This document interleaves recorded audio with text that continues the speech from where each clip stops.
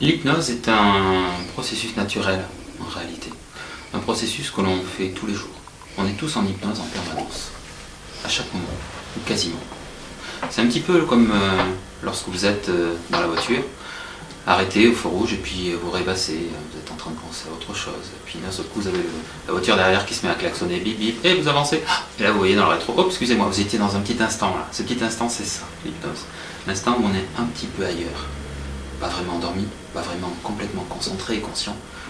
Entre les deux. Voilà, l'état d'hypnose. L'hypnose, c'est intéressant. Pourquoi? Parce que ça nous permet d'être dans cet état-là, de remettre en connexion le conscient avec l'inconscient. L'instant où on est un petit peu ailleurs, là. Cet instant-là, c'est un instant qui est dédié à l'inconscient.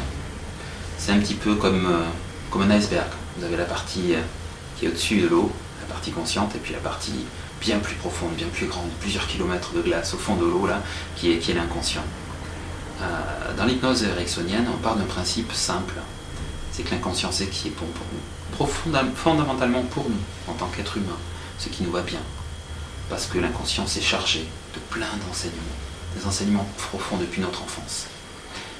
Malheureusement, on a des critères culturels, familiales et divers qui nous empêchent de nous révéler, d'être vraiment ce qu'on est. L'inconscient, lui, essaye en permanence de nous refaire cette connexion, de nous remettre dans un état qui est plus respectueux de notre personne, plus écologique pour nous-mêmes.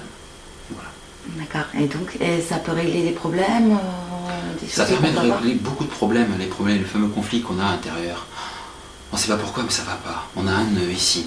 On a envie d'arrêter, mais quelque chose nous pousse à continuer à fumer, par exemple, pour les addictions. C'est un exemple. Le manque de confiance en soi aussi. On n'a pas confiance en soi, mais on ne sait pas pourquoi. Parce qu'on ne s'écoute peut-être pas.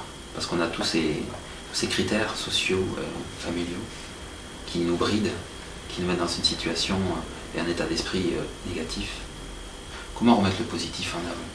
Ben, l'inconscient est là pour mettre le positif en avant. C'est tout son travail. Il suffit juste de remettre en connexion, conscient et inconscient. Et moi, en tant qu'hypnothérapeute, c'est tout ce que je fais. Je suis un petit peu le monsieur France Télécom, si on peut parler ainsi, qui met en connexion deux parties de soi.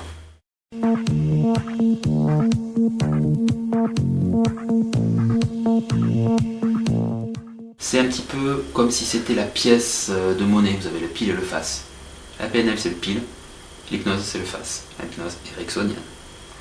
C'est le même travail qu'on peut faire, mais cette fois-ci non pas dans un état de l'inconscient, mais dans un état conscient, parfaitement conscient. C'est un travail sur soi que l'on fait au quotidien. Comment améliorer ses choix quand on est sur un chemin? Au bout de ce chemin, deux directions sont possibles à prendre, à gauche ou à droite. Et là, entièrement, de manière complètement consciente, on peut se poser la question, est-ce que je continue avec ce travail-là ou est-ce que je me lance dans une autre activité, par exemple? La PNL permet, avec des protocoles, des outils bien spécifiques, d'identifier nos réelles motivations. D'accord. Il nous permet aussi d'être en phase avec les gens, d'être synchro, comme on dit, d'être plus proche d'individus qui ont d'autres manières de penser et de voir, de rentrer un petit peu dans leur bulle d'intimité. Voilà.